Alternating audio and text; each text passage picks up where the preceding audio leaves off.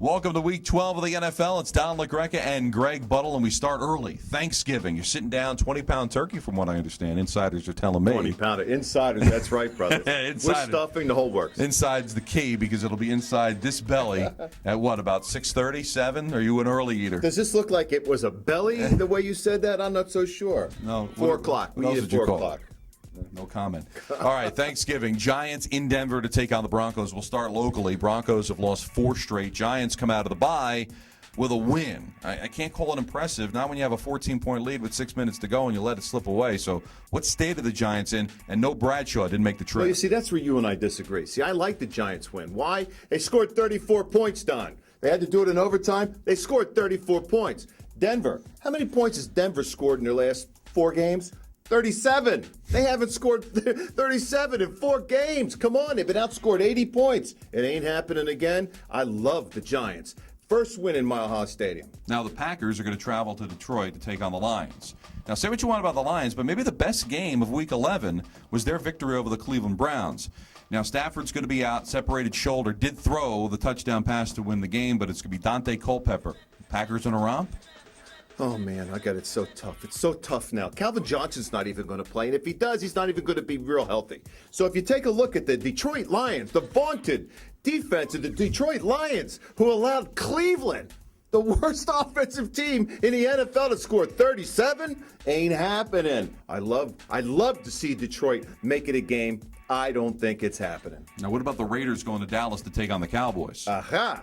Now you got an opportunity here because you know what? The Raiders really think that they're going to be competitive with the Dallas Cowboys. Why, Don? Why would that be? Why is that? Because Dallas can't score points. No. 7 points, how many weeks ago? Well, yeah, and 14 over the last 2 games. 14, that's 7 per week. How is that going to happen? You got Witten out of the game. Can the wide receivers beat any type of press coverage on the Cowboys? I don't think so. Where's their running game, Don? Not sure. That's right. So we're talking about a defense. How many times are you going to see a Dallas defense score 14 to 17 points? Ain't happening. I love the Raiders to stay close. Then will be questionable whether they can kick a field goal in that big stadium. Now we go to Sunday. The Jets home for the Panthers. Jets still alive. I think they're going to have to run the table to get to the playoffs. Panthers, I think they blew their opportunity at home against Miami last Thursday. So what can the Jets do against the Panthers? Well, here's what they can do. They can teach this kid Sanchez, okay, to throw it into the end zone. Throw it into the out-of-bounds marker. Throw it to Rex Ryan. Anybody but the other guy's team. Come on. The Jets have played pretty well. If you take out those games where he's killed, they're over 500. They're ready for a 6-4 record. I like the Jets because of their defense, Don. Mm-hmm. And Rex Ryan's shaking it up. Rhodes is not, he's benched. Rhodes is benched. So you take a look at the Jets defense and go, all right, Rhodes is benched. Let's see if Calvin Pace comes to play. Let's see Sean Ellis play again. And let's see Sione Pauha play a little better at nose tackle. And Eric Smith will be in for Kerry Rhodes. And since the Jets have lost 6 of their last 7, Greg, I think it's time for the Rally Idiot.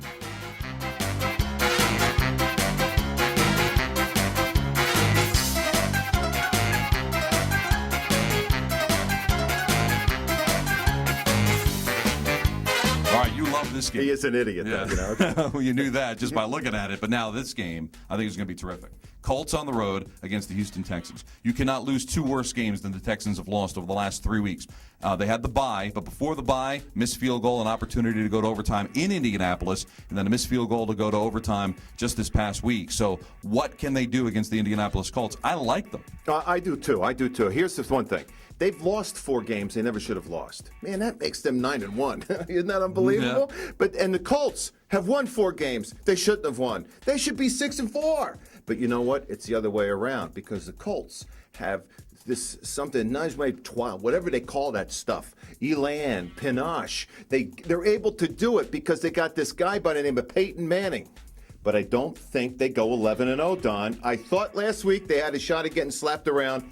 I love the Texans at home. And here's the key. Houston desperately needs it. Indianapolis can lose a couple and still win that division in cruise control. I still love the Texans to come up with a win and get to 6-5. Now, the Sunday night game, Baltimore Ravens, they're at home against the Pittsburgh Steelers. Ben Roethlisberger is going to play, but he's going to play with a concussion. Well, he's going to play with a concussion, then there's something wrong with the NFL rules. Because if you have a concussion, you're not supposed to play. Number 2, You've got two defenses. This is a game I can't wait to watch because these two defenses are the number 1 and 2 defense in the NFL yards per carry.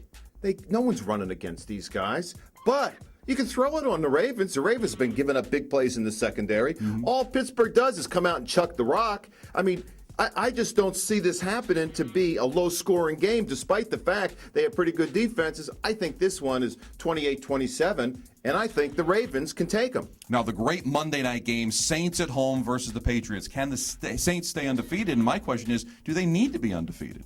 Well, no, they don't need to be undefeated, and the New England Patriots prove that. You don't need to be undefeated to win a Super Bowl. But here's what I like. I like the ability of the New England Patriots to score quickly. They're methodical with Wes Welker as part of the running game, and we'll have to see how the New Orleans Saints match up and try to stop him, which they may not.